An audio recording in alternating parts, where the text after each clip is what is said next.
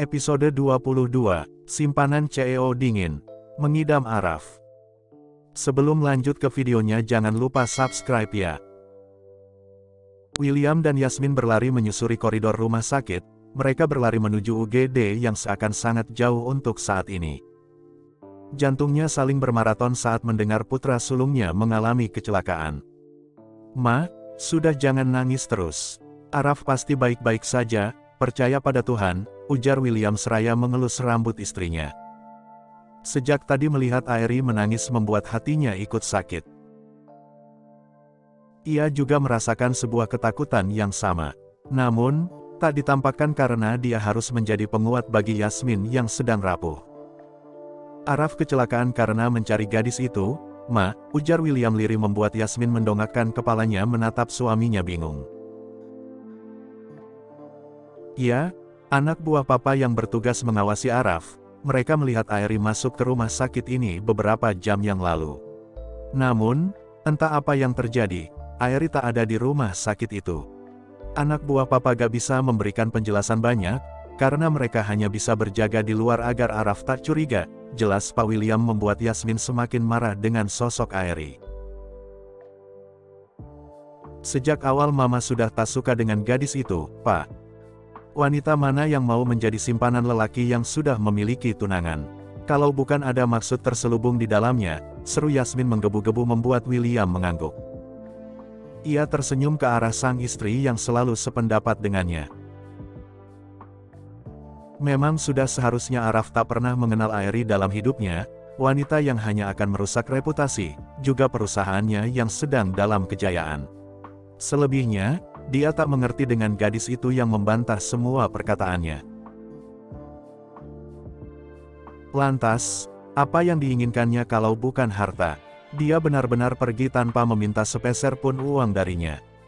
Sebenarnya kemana Aery pergi? Tapi baguslah, gadis itu menepati janjinya, batin William yang mengingat pertemuan mereka. Sebagai lelaki yang sudah hidup setengah abad, tak membuatnya mengerti tentang hati dan perasaan orang lain. Selama ini, hidupnya hanya diabdikan untuk bisnis, sehingga tak pernah merasakan bagaimana harus berjuang untuk seseorang. Dia lahir dengan kemewahan dan kenyamanan hidup, bahkan, dia menikah juga untuk memperbaiki hidup. William tak pernah tahu bagaimana merasa kesepian, karena Yasmin selalu membuatnya merasa sempurna dan selalu menemaninya.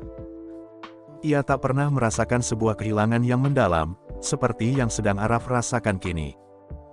"Bagaimana keadaan anak saya, Dok?" tanya Yasmin seraya bangkit menuju dokter yang berada di depan pintu. William yang tersadar dari lamunannya segera menyusul. "Kakinya patah, tapi sudah kami gips juga ada beberapa luka akibat benturan. Setelah pasien sadar kami akan melakukan observasi lebih lanjut. Kalau begitu saya pergi dulu." "Tuan William, Nyonya Yasmin, mari," ujar Dokter Surya panjang lebar seraya berlalu dari hadapan mereka. Yasmin segera masuk dengan mata yang mengembun. Melihat Araf yang mendapatkan banyak luka, hingga kakinya digips membuatnya semakin benci kepada Aery. Andai saja wanita itu tak meninggalkan putranya tanpa kejelasan seperti ini, mungkin Araf tak akan kecelakaan.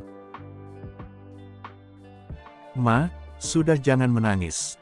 Araf baik-baik saja kok," ujar Araf lirih dengan sesekali meringis. Melihat wanita yang melahirkannya menangis membuatnya tak tega dan merasa bersalah. "Kamu sudah sadar, Nak?" seru Yasmin seraya memeluk Araf serat membuatnya merasa sesak dan sakit dalam bersamaan. "Udah, Ma, jangan begitu kasihan Arafnya," ujar Pak William seraya menjauhkan istrinya dan membantunya duduk. Yasmin menghapus air mata yang membasahi pipinya yang terawat itu, ia menatap Araf lengkap dan mengintimidasi. "Apa benar, semua ini terjadi karena gadis itu?" tanya Yasmin tajam kepada Araf yang masih menatapnya. "Semua yang terjadi saat ini tak ada hubungannya dengan Aery, Mam. Ini murni karena keteledoran Araf," bantah Araf yang tak terima dengan tuduhan mamanya. Menyebut nama Aery membuat Araf semakin gelisah dan bersedih. Segenap rasa bersalah menaungi hatinya, yang kembali kosong tanpa sosok Aery di sisinya. "Alah, Kamu ini masih berusaha membelanya, padahal dia sudah meninggalkanmu, Araf. Sudahlah, sadar diri bahwa wanita yang bisa menerimamu dengan tulus itu hanya Clarissa, seru Yasmin berusaha menyadarkan anaknya dari kesesatan pola pikir karena cinta. Kenapa Mama selalu membahas itu saat kondisi Araf seperti ini? Kalau Mama begitu yakin dengan Clarissa, kenapa Araf harus tak yakin dengan Aery? Sahut Araf dingin. Ia memejamkan matanya, malas bertengkar dengan mamanya yang juga keras kepala. Dia sudah meninggalkanmu, Araf, decak Yasmin kesal. Dia hanya salah paham, Ma. Dan meskipun pada akhirnya Araf harus melepaskan, Araf akan melepaskannya dengan cara baik-baik dan berusaha ikhlas, ujar Araf lirih seraya berusaha memiringkan tubuhnya, meski sakit yang dirasakannya. Ia membelakangi Yasmin yang sejak tadi mengoceh menyalahkan gadisnya saat ini.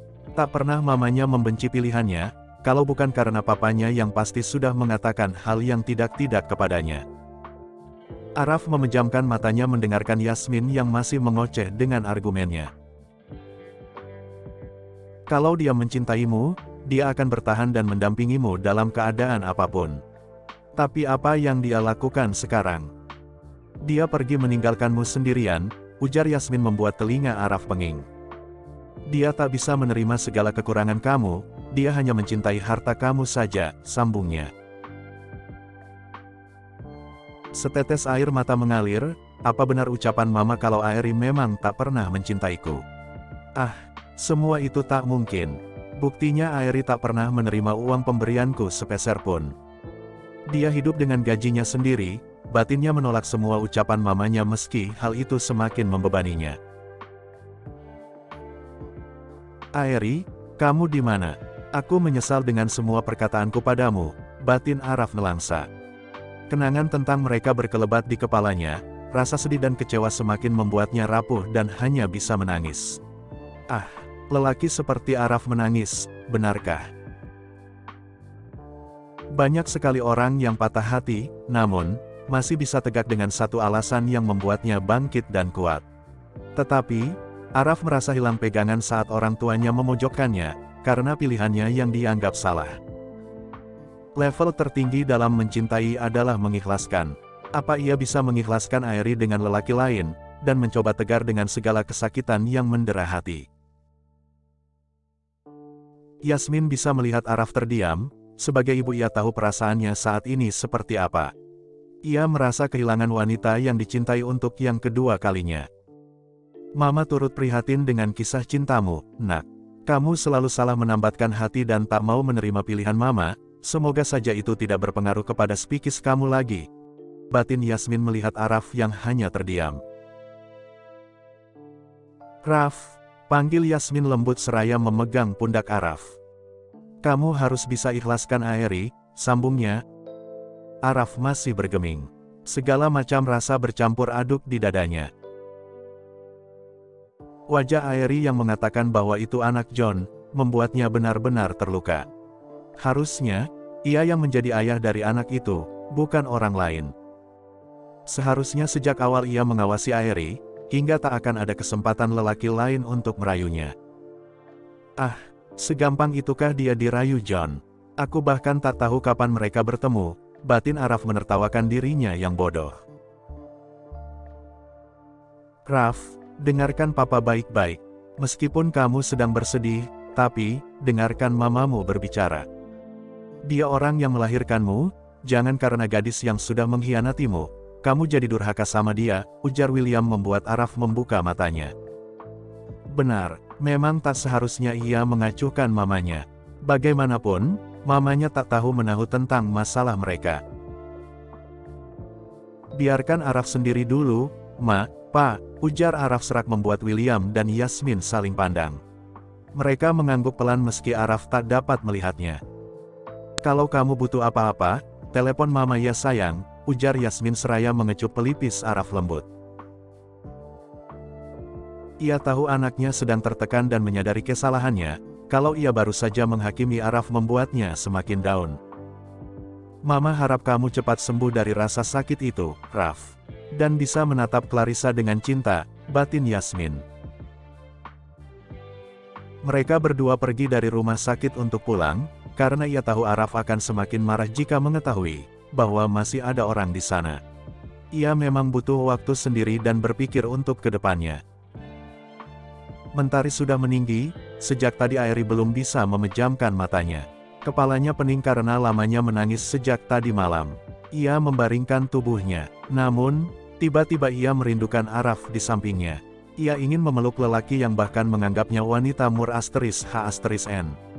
Tak ada yang sempat ia bawa, bahkan selembar foto Araf pun tidak. Ia mengenang lelaki itu di benaknya, saat senyum tipisnya berkelindan di kepalanya, saat itu ia mengobati rindu yang bahkan tak mampu mengurangi kerinduannya.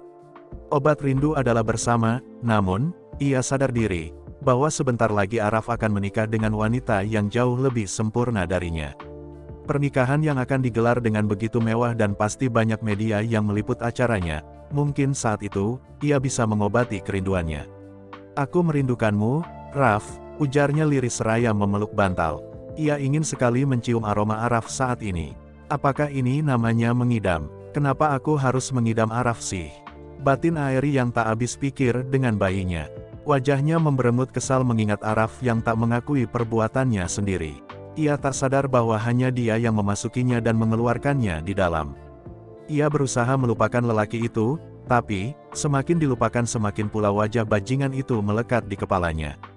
"Araf bajingan!" teriak Airi frustasi seraya melempar bantal ke segala arah. Ia ingin meluapkan kemarahannya saat ini. Namun, tak mungkin kepada John kan. Dia sudah banyak membantunya saat ini. Apa aku harus meminta bantuan John lagi untuk membawakan baju Araf ke sini? Tapi, aku akan semakin menyakitinya. Hah, kenapa nasibku selalu sial sih? Apa aku harus mandi kembang 7 rupa supaya nasib sial di tubuhku hilang? Ujar Airi seraya bangkit dari tidurnya dan berjalan keluar. Saat kebahagiaan datang, cobaan itu selalu membuntuti langkahnya. Saat ia baru saja merasakan cinta, hatinya langsung patah sedemikian rupa. Apakah Airi tak pantas bahagia? Ia berjalan membuka pintu dengan kepala mendadak pusing.